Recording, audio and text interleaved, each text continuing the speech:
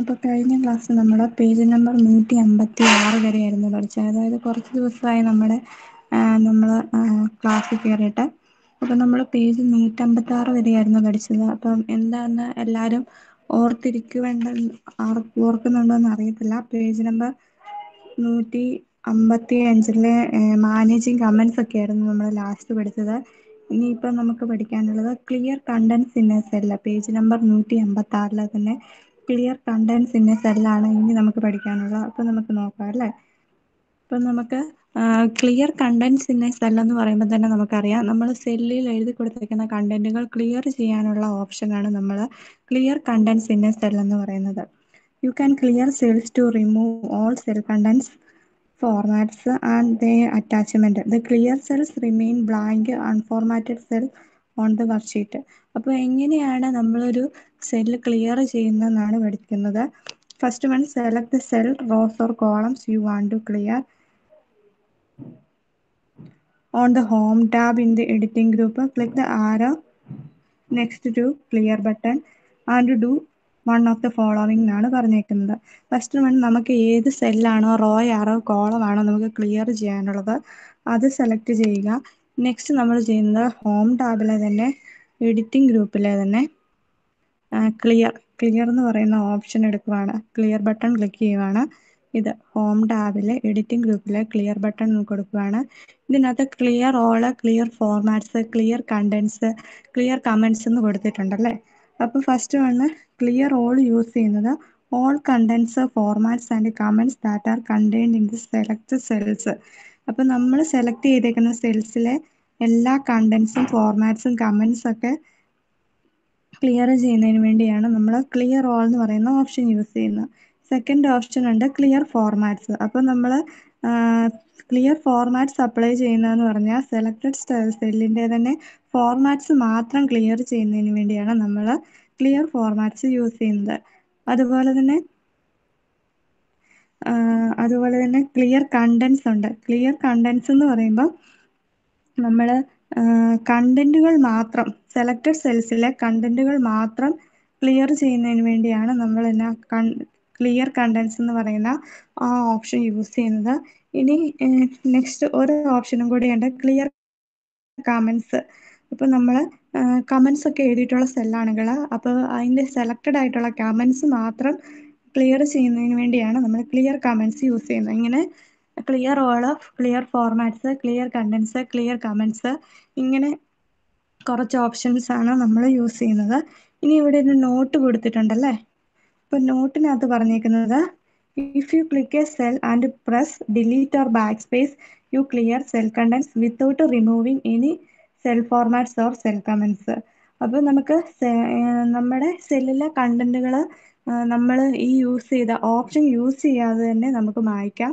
അതെങ്ങനെയാണെന്ന് ചോദിച്ചു കഴിഞ്ഞാൽ നമ്മുടെ തന്നെ കീബോർഡിലെ ഡിലീറ്റ് അല്ലെങ്കിൽ ബാക്ക് സ്പേസ് യൂസ് ചെയ്ത് നമ്മുടെ കണ്ടന്റുകൾ മായ്ച്ചു കളയാം. ഇനി നമ്മുടെ സെല്ലിലെ ക്ലിയർ ഓൾ, അതായത് നമ്മളിപ്പം എടുത്തേക്കുന്ന പോലെ ഹോം ടാബിലെ തന്നെ ക്ലിയർ ഓൾ കണ്ടന്റ് മായ്ക്കുവാണെങ്കിൽ അത് റെഫർ ചെയ്യുന്നതെന്ന് പറഞ്ഞു കഴിഞ്ഞാൽ ഒരു ഫോർമുല അവിടെ റിട്ടേൺ ചെയ്യുന്നുണ്ട്. If you clear a cell using clear all or clear contents, the cell no longer contains a value and a formula that refers to the cells receive a value of 0.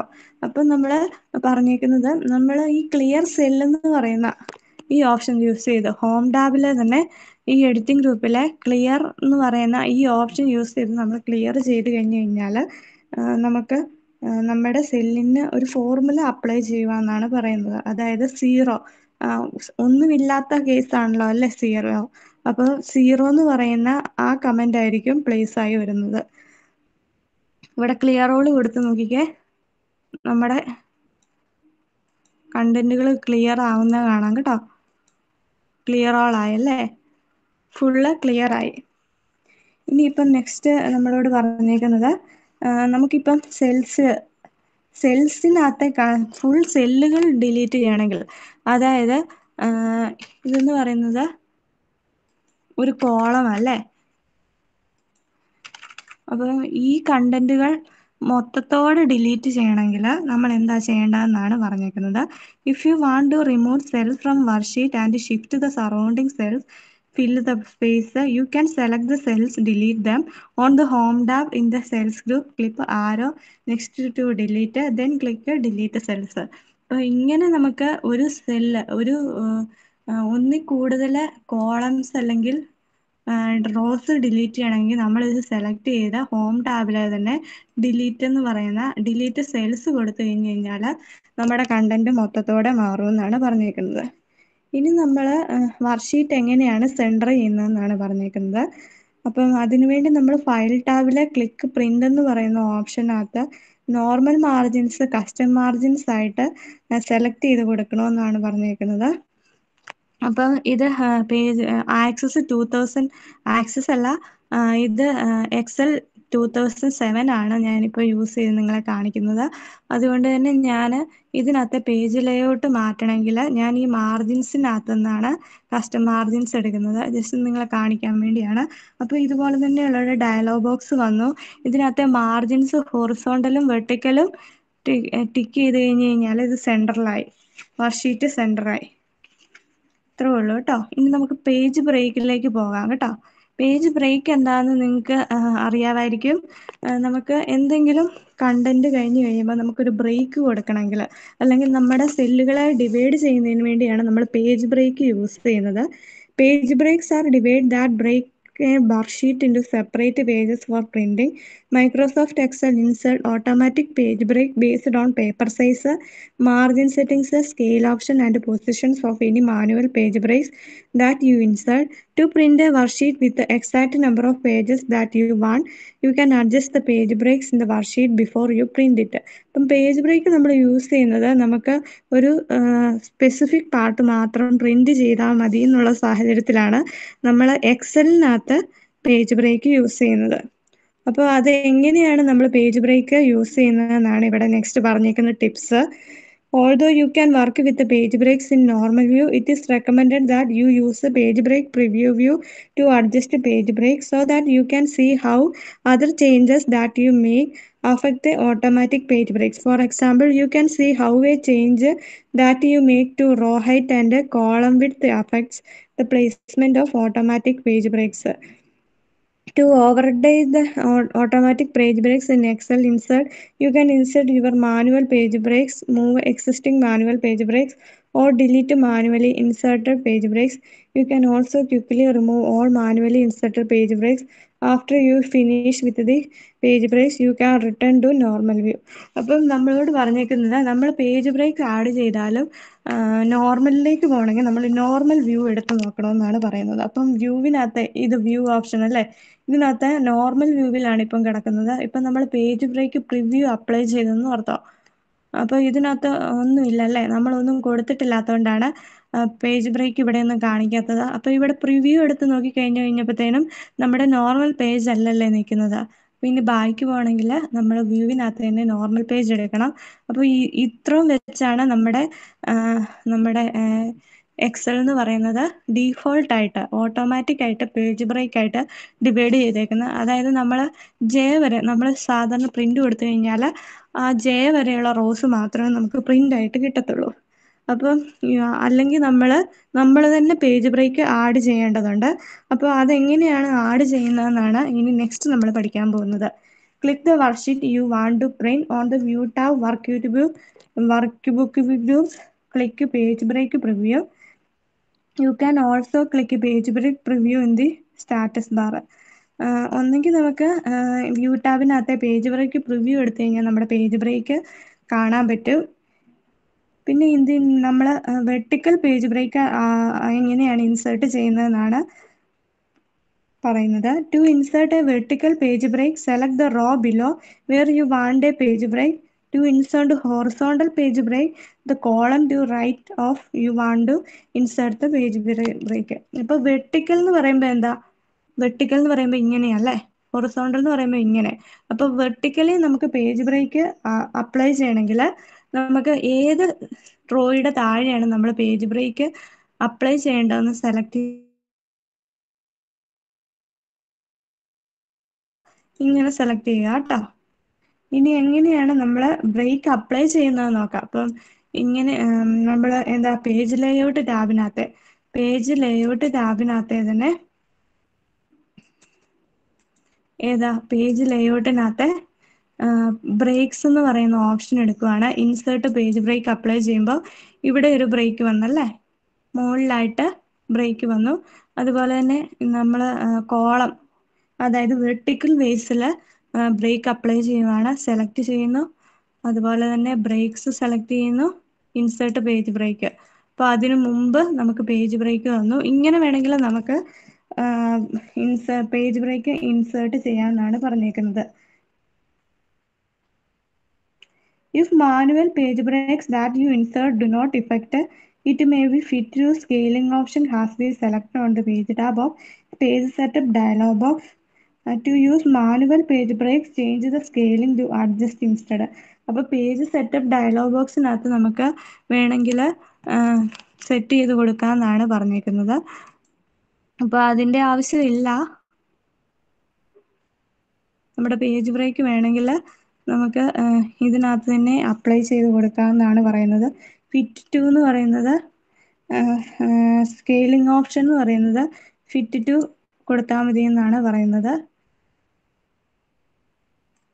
Scaling option fit to കൊടുത്താൽ മതി എന്നാണ് പറയുന്നത്. പിന്നെ normal manual പേജസിനു use manual page breaks ആണ് നമ്മൾ use ചെയ്യുന്നതെങ്കിൽ നമുക്ക് സ്കെയിലിംഗ് മാറ്റാം. അഡ്ജസ്റ്റ് ടു കൊടുത്ത് നമുക്ക് വേണമെങ്കിൽ സ്കെയിലിംഗ് മാറ്റാം എന്നാണ് പറഞ്ഞേക്കുന്നത്. അപ്പോൾ ഇങ്ങനെയാണ് നമ്മുടെ ഒരു വർക്ക് ബുക്കിനകത്തോട്ട് അല്ലെങ്കിൽ എക്സൽ വർക്ക്ഷീറ്റിനകത്തോട്ട് പേജ് ബ്രേക്ക് ആഡ് ചെയ്യുന്നത്. അപ്പം പേജ് ബ്രേക്ക് എങ്ങനെയാണ് ആഡ് ചെയ്യുന്നതെന്ന് എല്ലാവർക്കും മനസ്സിലായെന്ന് വിചാരിക്കുന്നു. ഇനിയിപ്പോൾ നമുക്ക് ലിസ്റ്റ് ക്രിയേറ്റ് ചെയ്യുന്നതാണ് നെക്സ്റ്റ് പഠിക്കാനുള്ളത്. അപ്പോൾ എങ്ങനെയാണ് ഒരു ലിസ്റ്റ് ക്രിയേറ്റ് ചെയ്യുന്നതെന്ന് നമുക്ക് നോക്കാം. ലിസ്റ്റ് എന്ന് പറയുമ്പോൾ എന്താ, നമ്മളിപ്പോൾ നമ്മുടെ വെബ് പേജുകളൊക്കെ, വെബ് ഫോംസ് ഒക്കെ നമ്മൾ ഫില്ല് ചെയ്തിട്ടുള്ളവരായിരിക്കും. അപ്പം നിങ്ങൾക്ക് അറിയാം, നിങ്ങളിപ്പോൾ ഒരു കോഴ്സ് എടുക്കുവാണെങ്കിൽ BBA BCA BCom എന്ന് പറയുന്നൊരു കോഴ്സ് ആണെങ്കിൽ നമുക്ക് സെലക്ട് ചെയ്ത് കൊടുക്കാം അല്ലേ. താഴേന്ന് നമുക്ക് ഡ്രോപ്പ് ഡൗൺ ലിസ്റ്റിൽ നിന്ന് സെലക്ട് ചെയ്ത് കൊടുക്കാം. അപ്പോൾ അതിനെയാണ് നമ്മൾ ലിസ്റ്റ് എന്ന് പറയുന്നത്. അപ്പം നമ്മൾ എക്സലിനകത്ത് എങ്ങനെയാണ് ലിസ്റ്റ് ക്രിയേറ്റ് ചെയ്യുന്നതെന്നാണ് പറയുന്നത്. You can help people work more efficiently in worksheet by using drop-down list in cells where they can pick an item from list you create. In web forms, surveys and polls, it can be very useful to limit the choices of selection with a simple drop-down list. This is also possible in Excel worksheet. അപ്പോൾ നമുക്ക് Excel വർക്ക്ഷീറ്റിലും ഇതെങ്ങനെയാണ് ചെയ്യുന്നതെന്നാണ് പറഞ്ഞേക്കുന്നത്. ഇപ്പോൾ ഞാൻ 3 option കൊടുക്കുക. ഇവിടെ BBA, താഴെ BCA BCom. ഇതെനിക്ക് ഡ്രോപ്പ് ഡൗൺ ലിസ്റ്റ് ആയിട്ട് കിട്ടണം. അതിനുവേണ്ടി ഞാൻ ഇത് സെലക്ട് ചെയ്യുന്നു. നെക്സ്റ്റ് ഞാൻ വേറൊരു സെല്ല് സെലക്ട് ചെയ്യുവാണ്. എനിക്ക് ഇവിടെയാണ് ഡ്രോപ്പ് ഡൗൺ ആയിട്ട് കിട്ടേണ്ടത്. അതുകൊണ്ട് ഞാൻ ഇത് സെലക്ട് ചെയ്യുന്നു. ഇനി ഞാൻ ഡേറ്റ എന്ന് പറയുന്ന ആ ടാബ് എടുക്കുന്നു. ഇതിനകത്തെ ഡേറ്റ വാലിഡേഷൻ, ഈ ഡേറ്റ വാലിഡേഷൻ സെലക്ട് ചെയ്യുന്നു. ഇനി വാല്യൂ എന്നുള്ളത് സെലക്ട് ചെയ്ത് ലിസ്റ്റ് ആക്കി കൊടുക്കുന്നു. അതുപോലെ തന്നെ സോഴ്സ് നമുക്ക് കൊടുക്കണം. അതിനുവേണ്ടി ഞാൻ ഇത് സെലക്ട് ചെയ്യുന്നു. എനിക്ക് സോഴ്സ് ഇത് 3 ഡ്രോപ്പ് ഡൗൺ ലിസ്റ്റ് ആയിട്ട് വേണ്ടത്. അതുകൊണ്ട് ഇത് സെലക്ട് ചെയ്ത് കൊടുക്കുന്നു, ഓക്കെ കൊടുക്കുന്നു. അപ്പം നിങ്ങൾ നോക്കിക്കേ, ഇവിടെ എനിക്ക് drop down list of items കിട്ടി. അപ്പോൾ ഇത് തന്നെയാണ് നമ്മുടെ പേജ് നമ്പർ 160 കൊടുത്തേക്കുന്നത് സ്റ്റെപ്പ് എന്ന് പറയുന്നത്. ഇനി നമുക്ക് എ ഫ്യൂ ക്വിക്ക് നോട്ട്സ് എന്ന് പറഞ്ഞുകൊണ്ട് ഇവിടെ കുറച്ച് കൊടുത്തിട്ടുണ്ട്. You can only see the drop down if you click on the cell. Users can now only choose one of the options in the drop down. If they try to enter their own data, then they will receive an error message.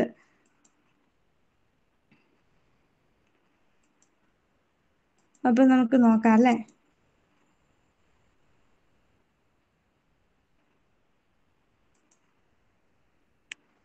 ഇവിടെ നമുക്ക് first വേണമെന്ന് പറയുന്നത്, നമ്മൾ drop down list കാണണമെങ്കിൽ ആ സെല്ലിൽ click ചെയ്താൽ മാത്രമേ നമുക്ക് കാണാൻ പറ്റത്തുള്ളൂ എന്നാണ് പറഞ്ഞേക്കുന്നത്. അതുപോലെ തന്നെ നെക്സ്റ്റ് എന്ന് പറയുന്നത്, നമുക്ക്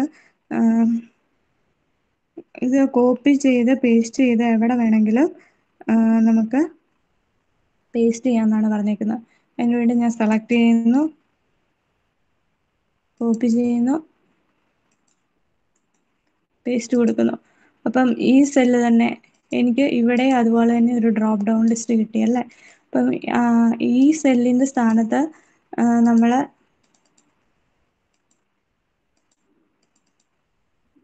ഇവിടെയായിരുന്നല്ലേ നമ്മൾ സെലക്ട് ചെയ്ത് കൊടുത്തത്. അപ്പോൾ ഇവിടെ നമ്മൾ വേറെ വല്ലതും ടൈപ്പ് ചെയ്ത് കൊടുക്കുകയാണെങ്കിൽ ഒരു എറർ മെസ്സേജ് കിട്ടുമെന്നാണ് പറയുന്നത് കേട്ടോ.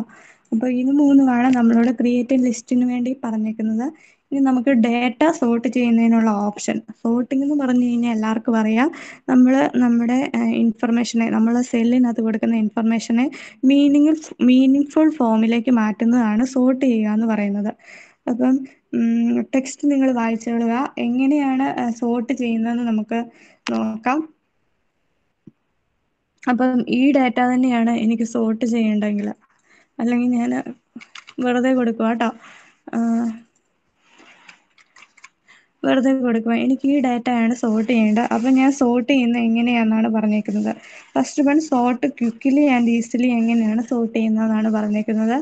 ജസ്റ്റ് സെലക്ട് ചെയ്യുന്നു, ഡേറ്റ ഓപ്ഷനിലെ തന്നെ സോർട്ട് ഓപ്ഷൻ. ഇവിടെ അസെൻഡിങ്ങും ഉണ്ട്, സോർട്ട് എ ടു ഇസഡും ഉണ്ട്, അതുപോലെ തന്നെ ഇസഡ് ടു എയും ഉണ്ട്. അതുപോലെ തന്നെ ഇവിടെ സോർട്ട് ചെയ്യാൻ കുറേ ഓപ്ഷൻസും കൊടുത്തിട്ടുണ്ട്. അതൊക്കെ എന്തൊക്കെയാണെന്ന് നമുക്ക് നോക്കാം. First one, on single cell, നമുക്ക് സിംഗിൾ സെല്ലിലെ കോളംസിലാണ് ഡേറ്റ സോർട്ട് ചെയ്യേണ്ടെങ്കിൽ നമ്മൾ ഡേറ്റ ടാബിനകത്ത് ഇതിലേതെങ്കിലും അപ്ലൈ ചെയ്താൽ മതി എന്നാണ് പറയുന്നത്, അസെൻഡിങ് ഓർ ഡിസെൻഡിങ് ഓർഡർ. ഇനിയിപ്പം നെക്സ്റ്റ് പേജ് പറഞ്ഞേക്കുന്നത് sort by specific criteria. Specific ക്രൈറ്റീരിയയുടെ അടിസ്ഥാനത്തിലാണ് എനിക്ക് സോർട്ട് ചെയ്യേണ്ടെങ്കിൽ. അപ്പോൾ ഈ സ്പെസിഫിക് ക്രൈറ്റീരിയ എന്ന് പറയുന്നത് ഞാനിവിടെ കൊടുക്കുക. ഇവിടെ ഞാൻ സെല്ലിന് കളർ യെല്ലോയ്, അതുപോലെ തന്നെ ഇത് ബ്ലൂ കൊടുക്കുക. ഇങ്ങനെ ഞാൻ കൊടുക്കുക. അപ്പോൾ എനിക്ക് ഈ ഫോണ്ടിൻ്റെ ഈ ഫോണ്ടിൻ്റെ അല്ല, ഈ സെല്ലിൻ്റെ കളറിൻ്റെ അടിസ്ഥാനത്തിലാണ് എനിക്ക് സോർട്ട് ചെയ്യേണ്ടത്. അപ്പം ഞാൻ എങ്ങനെയാണ് സോർട്ട് ചെയ്യുന്നതെന്ന് കാണിക്കാം. ഡേറ്റയ്ക്കകത്ത് തന്നെ സോർട്ട് ഓപ്ഷൻ എടുക്കുന്നു. ഇതിനകത്ത് കോളം സോർട്ട് ബൈ ഏത് കോളമാണ് സോർട്ട് ചെയ്യേണ്ടതെന്ന്. അപ്പോൾ സി എന്ന് പറയുന്ന കോളം അല്ലേ ഞാൻ ഡേറ്റ എൻ്റർ ചെയ്ത് കൊടുത്തേക്കുന്നത്. അപ്പോൾ അതാണ് കോളം പറയുന്നത്. സോർട്ട് ഓൺ ഏത് കേസിൻ്റെ ബേസിലാണ് സോർട്ട് ചെയ്യേണ്ടതെന്നാണ് രണ്ടാമത് ചോദിച്ചേക്കുന്നത്. അപ്പം ഞാൻ പറയുന്നു, ഞാൻ കൊടുത്തേക്കുന്ന സെൽ കളറിൻ്റെ അടിസ്ഥാനത്തിലാണ്. ഇവിടെ എന്ത് വേണമെങ്കിലും നമുക്ക് സോർട്ട് ചെയ്യാം കേട്ടോ. ഒന്നെങ്കിൽ സെൽ കളറിൻ്റെയോ ഫോൺ കളറിൻ്റെയോ അല്ലെങ്കിൽ സെൽ ഐക്കണിൻ്റെയോ ഏത് ബേസിസ് വേണമെങ്കിലും എനിക്ക് സോർട്ട് ചെയ്യാം. ഞാൻ സെൽ കളറിൻ്റെ അടിസ്ഥാനത്തിലാണ് സോർട്ട് ചെയ്യുന്നത്. അതുപോലെ തന്നെ ഓർഡർ, നമുക്കിവിടെ സെൽ കളറിൻ്റെ ഓർഡർ സെറ്റ് ചെയ്ത് കൊടുക്കാം. എനിക്ക് ആദ്യമേ യെല്ലോ ഡിസ്പ്ലേ ചെയ്യണം.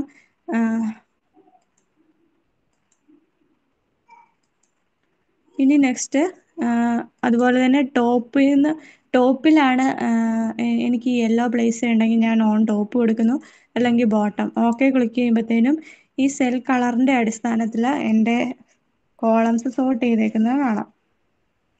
ഇതാണ് സോർട്ട് ബൈ സ്പെസിഫിക് ക്രൈറ്റീരിയ എന്ന് പറഞ്ഞ് ഇവിടെ കൊടുത്തേക്കുന്നത്. അതുപോലെ തന്നെ നമുക്ക് ടെക്സ്റ്റിനെ സോർട്ട് ചെയ്യാം. സെയിം പ്രൊസീജിയർ തന്നെ. ഇത് ടെക്സ്റ്റ് അല്ലേ, ഇപ്പം ടെക്സ്റ്റിനെ സോർട്ട് ചെയ്യുന്ന ആദ്യമേ ഒന്ന് കാണിച്ചായിരുന്നു, അത് തന്നെയാണ്. ഇതിൻ്റെ ബേസിലാണ് എനിക്ക് സോർട്ട് ചെയ്യണമെങ്കിൽ ഞാനിത് സെലക്ട് ചെയ്യുന്നു. ഇതിനകത്ത് എ ടു ഇസഡ് അല്ലെങ്കിൽ ഇസഡ് ടു എ അപ്ലൈ ചെയ്താൽ മതി അല്ലേ. ഒന്നെങ്കിൽ അസെൻഡിങ് അല്ലെങ്കിൽ ഡിസെൻഡിങ് ഓർഡറിൽ എനിക്ക് സോർട്ട് ചെയ്യാം. ഇനി നമ്പറിൻ്റെ ബേസിലാണ് എനിക്ക് സോർട്ട് ചെയ്യേണ്ടെങ്കിൽ ഈ സെയിം പ്രൊസീജിയർ തന്നെ. നമ്മൾ നമ്പർ 2-3 നമ്പർ ടൈപ്പ് ചെയ്ത് കൊടുക്കുവാണ്. ഇത് ലിസ്റ്റ് അല്ലേ.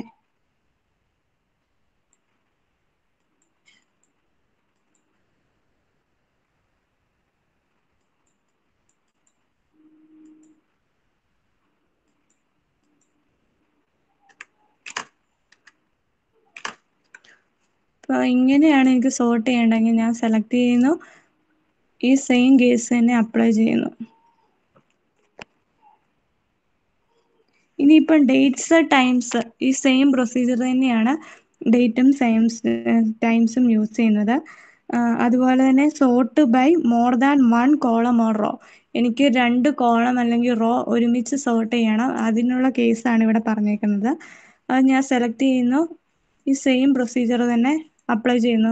അപ്പം കണ്ടോ, മാറി വരുന്നത് കണ്ടോ. ഇനിയിപ്പോൾ sort by cell colour, font colour or icon എന്ന് പറഞ്ഞേക്കുന്നത് ഈ സെയിം കണ്ടന്റ് തന്നെയാണ് പറഞ്ഞേക്കുന്നത്. ഞാനിപ്പോൾ പറഞ്ഞില്ലായിരുന്നോ, ഈ സോർട്ട് ഓപ്ഷൻ എടുത്ത് ഈ സോർട്ട് ഓൺ വാല്യൂസ് അല്ലെങ്കിൽ സെൽ കളർ, ഫോണ്ട് കളർ അല്ലെങ്കിൽ സെൽ ഐക്കൺ, ഇതിനെയാണ് നെക്സ്റ്റ് പാർട്ട് പറഞ്ഞേക്കുന്നത്. സോർട്ട് ബൈ കസ്റ്റം ലിസ്റ്റ് ഉണ്ട്. അതെന്ന് പറഞ്ഞു കഴിയുമ്പോൾ നമുക്ക് വേണമെങ്കിൽ യൂസർ ഡിഫൈൻഡ് ഓർഡറിൽ സോർട്ട് ചെയ്യാമെന്നാണ് പറഞ്ഞേക്കുന്നത്. For example, a column might contains values that you want to sort by such as high, medium and low. How you can sort so that rows containing high appear first, followed by medium, then low. If you want to sort alphabetically, an A to Z sort would put high at the top, but low would come to medium. If you want to sort Z to A. അപ്പം വേണമെങ്കിൽ നമുക്ക് user defined ആയിട്ട് sort ചെയ്യാമെന്നാണ് പറഞ്ഞേക്കുന്നത്. എനിക്ക് വേണമെങ്കിൽ level add ചെയ്യാം അല്ലേ. കോളം സി അത് തന്നെയാണ്. ഏത് ഓപ്ഷൻ വേണമെങ്കിലും നമുക്ക് യൂസ് ചെയ്യാം കേട്ടോ. അപ്പോൾ ഇത്രേ ഉള്ളൂ നമുക്ക് സോർട്ട് ചെയ്യാനുള്ള ഓപ്ഷന്.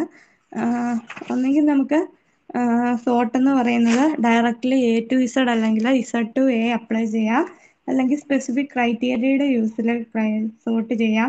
ടെക്സ്റ്റിനെ സോർട്ട് ചെയ്യാം, നമ്പേഴ്സിനെ, ഡേറ്റ് ഓഫ് ടൈംസിനെ, മോർ ദാൻ വൺ കോളംസിനെ, റോസിനെ, സെൽ കളറിൻ്റെ, ഫോണ്ട് കളറിൻ്റെ, ഐക്കണിൻ്റെ അടിസ്ഥാനത്തിൽ സോർട്ട് ചെയ്യാം, കസ്റ്റം ലിസ്റ്റ് സോർട്ട് ചെയ്യാം. അപ്പോൾ ഇത്രേ ഉള്ളൂ ഈ മൊഡ്യൂൾ. അപ്പം ഇന്നുകൊണ്ട് നമ്മുടെ തേർഡ് മൊഡ്യൂൾ തീർന്നേക്കുവാണ്. ഇനി നമുക്ക് ഫോർത്ത് മൊഡ്യൂളിലേക്ക് പോകണം. അപ്പം എല്ലാവർക്കും തേർഡ് മൊഡ്യൂൾ മനസ്സിലായെന്ന് വിചാരിക്കുന്നു. അപ്പം ഈ ക്ലാസ്സിൽ ഇത്ര പറയുന്നുള്ളൂ. ഇനി നെക്സ്റ്റ് മൊഡ്യൂളാണ്. എല്ലാവർക്കും മനസ്സിലായെന്ന് വിചാരിക്കുന്നു. Thank you.